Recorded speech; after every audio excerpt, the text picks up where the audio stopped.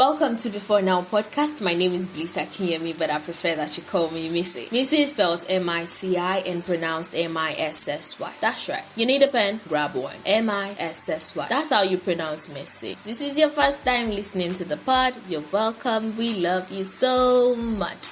Before Now podcast is a weekly talk show where my guest and I discuss different subjects of life in relation to how we used to see them versus how we see them now. And today, as you've seen already from the title, it promises to be another interesting conversation with another amazing guest. I said it before, only amazing people are allowed on this one. So trust me, if someone's here, it's strictly because they're amazing. My guest for today is Tope Ajayi, a multifaceted artist created with different media, sometimes discussed through visual and audiovisual experience, with different aesthetics and approach, with primary interest in time-based art which is merged with other forms of visual art. This defines his kind of art. Tope is presently creating art by fusing traditional art, digital art, photography, film, and animation together. Tope, welcome on the pod. Did you just hype me? No, I did not hype you. I read out your bio like read that. Bio. Who wrote that bio? I've seen on www.topeajayi.com, isn't it? That's not hype. That's it's not allowed. Oh, that has been done already. Welcome on the show. Well, man, it's so great to be here. So great to be on Before Now podcast. Oh, I've seen a lot happening lately. Now, who's doing the hyping? I mean, I don't do the hyping, but you see your life. Anyway, as we did on the show, we discussed before and we discuss now. Today we are discussing how we choose friends. Sensitive topic here. Mm-hmm. Deep as well. Very good. Because when you reached out to me and we're like, we're going to talk about friends, I would choose them before and now. Now I've been thinking. Like, so much thoughts going in my head. I mean, how do I even tell her? Because I'm trying to like put my thoughts together. And some hours ago I was still thinking about it. Like, okay, so what do I tell her? Don't worry. Okay, before I tell her anything, I'll just let her know this. Okay, it's that few nights ago, a couple of people reached out to me and they wanted me to be part of this clubhouse conference where I was part of, and then they were asking me about my point of view about creativity, and they asked one question that what gets me inspired, and I had to be. Everybody was just giving them their instances and here and there, and like, and because I'm like, I don't know what gets me inspired. So don't worry, you're going to. I believe you're not going to be stuck on the board today. Yeah, I'm not going to be stuck. I want to believe that. So let's start. First off, I think before we talk about how we choose friends, we need to talk about what friendship is to us, and then who an ideal friend is to you. So Tope, who is an ideal friend to you, and what does friendship mean to you? I think first of all, start from the fact that I think my definition of friendship have changed over the years. That's why we're here. That's what we're here to find out. So let's talk about what it used to be before. What it used to be before, it used to be that group of people or a person who we are actively doing things together, actively pursuing goals. Yeah, pursuing goals. I think for me, it's always been about pursuing goals because I grew up just pursuing goals. Nice. Yeah, that's how I grew up. I mean, I was just telling you some myths.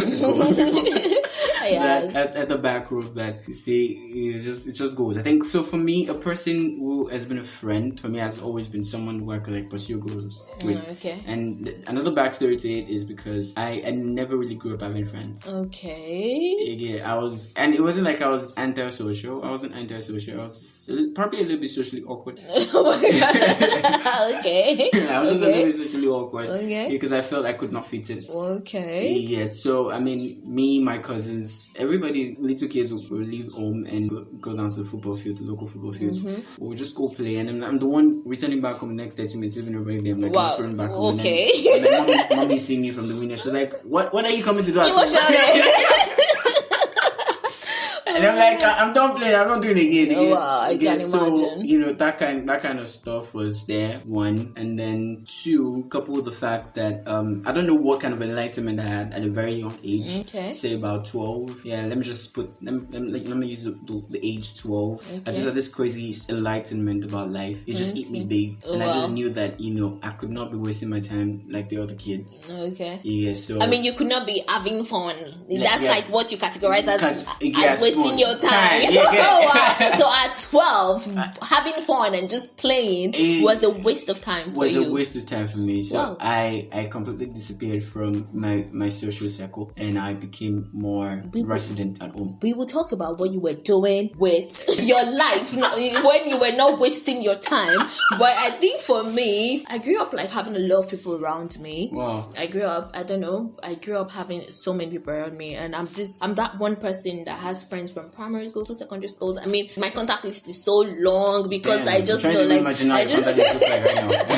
because I just know like a lot of people. Like I know a whole lot of people. Right. And then growing up, I used to say that I choose my friends don't choose me. But I think that is something that I didn't think about very well, because a lot of times circumstances dictated the people that have ended up becoming my friends. Talk about going to school, talk about primary school, talk about meeting people in church, talk about going on events, just circumstances that I could not control. But I think what I had a little bit of power over then would have been deciding who stays and who gets to leave. Because even if church brings us together, it did not necessarily mean that we were going to like each other to that point.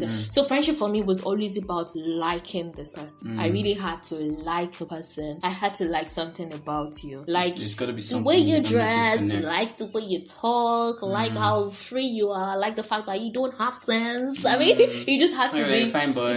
I don't know about that one. I really don't know about that word. Like that word, I don't know about it. But for real, it was always about liking something. There had to be something mutual, some sort of interest for me. Exactly, like common ground for me, like to like somebody. And then I'm not going to call those things friendship, because they were just relationships that were really not defined. And then they happened to be something that, for me, we were probably in the same space a lot of times, so we have to see each other, and your budget, you have to take a stroll to this person's house and all of it. I mean, some of my childhood friends, we have really great friendship now, but it was not because we had friendship like when we were growing up.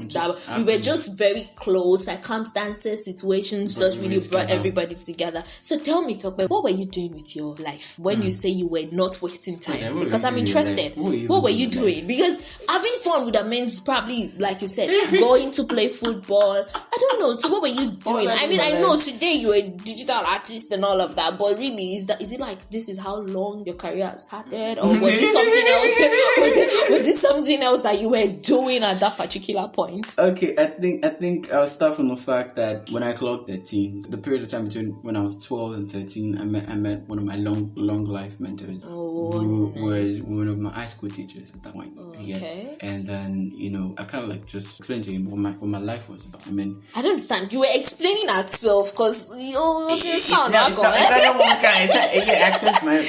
I just knew I was just let conscious. me think of my life at 12.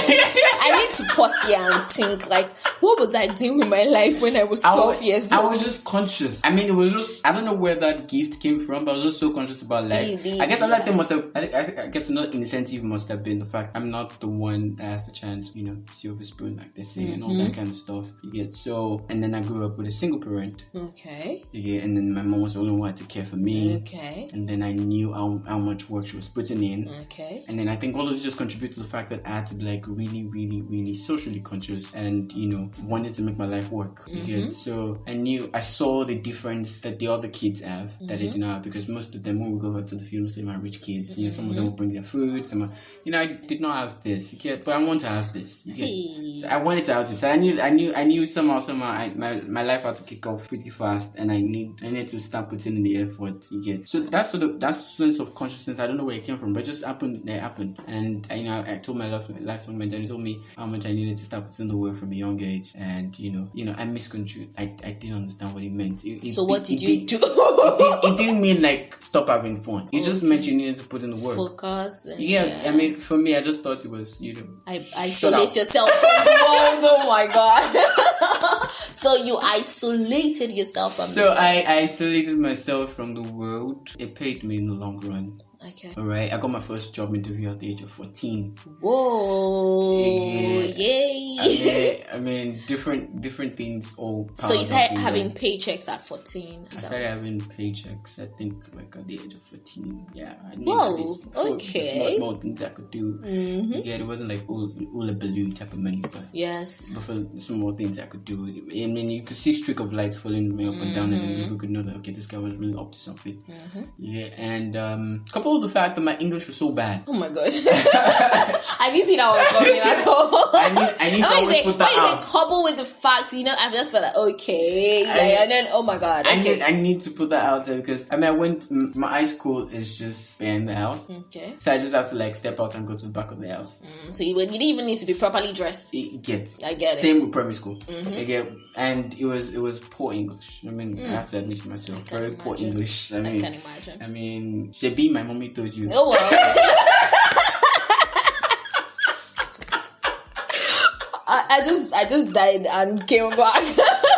I died. And I think I still Shebi. I think I still Shebi. This morning, some of these days, I still Shebi. Shebi. Okay, I think has replaced Shebi. You understand. I understand. Upstanding. Next tomorrow. So it was bad, and my lifelong mentor. His name is A. What's it called? He spoke the best. As a teacher in school back then, he spoke the best, and I knew I wanted to be able to speak just this way. Okay. You get so. I think we give you an applaud because you're doing excellently well right now. No traces at all. No traces. So I just had to put in the work over the years. I kept putting the work. So I guess that's what I was doing in my life. Instead of making friends, instead of like making friends. Okay, so you made friends. Then they were friends that had goals, like they were friends they had goals. So when friends came along my way all through that period of my life, they were friends, that fate just brought all of us together. Fate just brought every one of us together. So we were just able to like connect properly. Yeah, we were able to connect properly. So I might have a next goal or next ambition, and the next person who might be my friend will be someone life will just bring my way, because so make life, that easy. sort of the universe. That's why you're Tope Ajayi of the universe. I get it. So some of the universe said I need this person, and then the universe brings that person. Yeah, so I think that's how I made my friends, and I wouldn't say I was picky. Yeah, because now that I have so much friends. You have so much friends. I've got so We are going to get friends. there. We're going to talk about that. I want to bring up a point there. I look at some people right now, and I'm like, they're so picky. Why? Mine was. But that might have been you. Some people might have thought you were picky. Yeah, that's it. Some people. So maybe you're just thinking they're picky too. Yeah. Those people you think are picky. Maybe you just think they're picky. Relative truth. Yes. So I could think they're picky as well, because people must have thought I was picky back then, but I wasn't picky. It was just. There's this thing about friendship that really, I'm not going to say it bothers me, but based on what I said earlier, my friends don't choose me, I choose them. So those ones, they're just waiting for you. I keep asking myself these days, I'm like, so those ones, they don't know how to pick. They're just waiting for you, because who are you? That they're waiting for you to just come and pick them. Like, are you okay? Did you see this pick me odd when you were young? Pick me. Yeah, pick me. I think was that not like fruit on a tree? Yeah, fruit on a tree. Was it pick me. Yeah, Thanks for reminding me of that. So, that was. I think that's the perfect way to explain this. Come on, pick me. We just happened to connect. Whoa. And when we connected, we all kept working. So nice. I think my definition of the very first friend I could say I had as a friend started from church. All right, started from church. You had to start from somewhere. Start from church. His name is Emmanuel Adejumper. Okay. And shout out to you, Emmanuel. And then it was the one. Also, there's also this background. I was brought up in church. Okay. I was brought up in church. Most people thought I was going to become a pastor or something. Well, we never can tell. You're not done with your life. So. I'm not done with my life. So it's not we somewhere. Never can tell. It's not somewhere I'm at. It's not somewhere I'm even looking at Eddie Night coming. Well, we'll see how that goes. I was brought up in the church. Outside the church, I was the very creative being. Even inside the church, you could sense that. So the only person who reflected that same energy was Emmanuel. So I would see why he would become your friend. Yeah, so we could just share ideas and all that stuff. I remember at some point when I first got my idea to start One Mic. One Mic is a creative connect event, that brings creatives for purpose of expression and networking. Yeah, when I started with Emmanuel. Emmanuel's a co-founder. Yeah, I started with Emmanuel, and the idea came when I was using the library. Which is a beautiful British library. I was in the library and I was so glad. Just the atmosphere was just so really great, and and this idea was birthed within me. And then the next day I was just telling Manu at church, Manu, I have this idea, and then we'll just call it one mic. And then I just walked up to the director again. I told her, I had this idea. She was just so wowed, I can imagine. I was just 18. Whoa, can imagine. And then the director was asking me so what did I study? What did I finish from? And I was like, I've not even gone to uni yet. I was just barely 18. And then she was all blown up, and then she was like, she was giving us free sponsorship. We're not paying a dime and all that. And we were just bringing up events. So Manu pioneered the event, and that was it. That's how I boomed. And then through the course of the event, I had to meet other people. I thought life would just keep bringing them your way. Because I met Jakim while I was going to create the very first event. I met Jakim. Jakim became my brother. Jakim became my brother. Jakim is one of the best yet awaited. The world is waiting for him. Yet awaited film score artist in the world. Nice. Yeah, and then you guys are hearing it on the pod right now, so please put the name in your head. When you see it, be like, yes, we know you. We know you. Yes. So, and then, I met Jakim, and then from Jakim, I met one of my best friends and my manager. That is a Muffy, baby. And then I met my longtime brother, Crazy Beam. David. I know, right? I just kept bringing them my way. Yeah, and, I guess I was just moving from face to face. So you were not necessarily looking out for friends, but you believe there was a sort of providence, the universe kept providing every person that you needed at every step. And at every step, and you won't believe, each of them came. I think these names I just mentioned now. These names I just mentioned, each of them came a year after the other. Wow. So Emmanuel came 2016, Jakim came 2017, Esther came 2018, David came 2019. Whoa. So all of them were just coming. Nice. So from there, it's become like a ritual. I expect someone new each year. Yeah, each year, and I expect somebody new each year. Someone becomes part of the circle each year. Whoa. So in 2021, it's okay. 2020, there's also a guy I should mention, Ladakbo Gunjobi. He was like a big brother. Okay. To me, not big brother. Come on. But it's my G. So okay. And then 2021, I was asking myself, who is it? Who's it gonna be? Who's it gonna be? I've been asking myself, Providence, are you gonna just act up? If COVID could not delay the 2020, then you see 2021. There's no excuse. 2021, where are you? I'll tell you who came 2021. Don't worry. Okay, so it's okay. It's totally fine. So yes, I get to put you on the spot. I know I told you I get to put you on the spot. You have to scrabble this particular one. What would have been nice, and I've never been really nice at this segment. Who does nice? It's nice sex. Yes, the part where I get to put you on the spot. So the word that you're going to unscrabble for me today in just 10 seconds is spelled. You can write it down. You cannot. Don't dare. It's spelled SICOHE. It's actually SIC because you're writing it down. I'm going to confuse you. Well done. Olio. SICOHEC. My brain can't even put it. The word that Tope Ajayi has to unscrabble for us today is spelled SICOHEC. Well, time up. You did not. I am actually very proud of myself right now because this is the part that is reserved for me to, feel myself. Feel yourself. You brought up the word. So yes, just head over to social media. Tell us how long it took you to unscrabble the word. The word is spelled SICOHEC. Let me know how long. Even if you know it now, you still did not get it. So just hold it like that. Hold it. So yeah, let's talk about now before we wrap up the show. Now, you already told me what that process is like for you. I get it. Providence, bringing people your way and all of that. But at the same time, you say you have a lot of friends now. So aside these people that Providence brings to you, they're no longer friends and they're not family. I get. Aside family, these people that have become deeper than friends. Aside them, these other people that you call a lot of friends, how do you get to choose them? What exactly is there like a survey, Google form question that you have to fill and all of that? I am Tope Ajayi. What? Oh my god. I didn't see that coming. So that's what happens every time you go out, creatives hang out, creative space, I'm Tope Ajayi. I'm Tope Ajayi. It was Wahala for uno again. Wahala for no get name. Are you kidding me? That's how I made my new friends. Because, I mean, the entire work I've been putting in over the spirit forth. And so now people just want to be friends with Tope Ajayi. People just want to be friends with Tope Ajayi. And then out of the pool, I could just like, it just be, okay. So now you're picky. No, I'm not picky. You just said you pick. I'm not picky.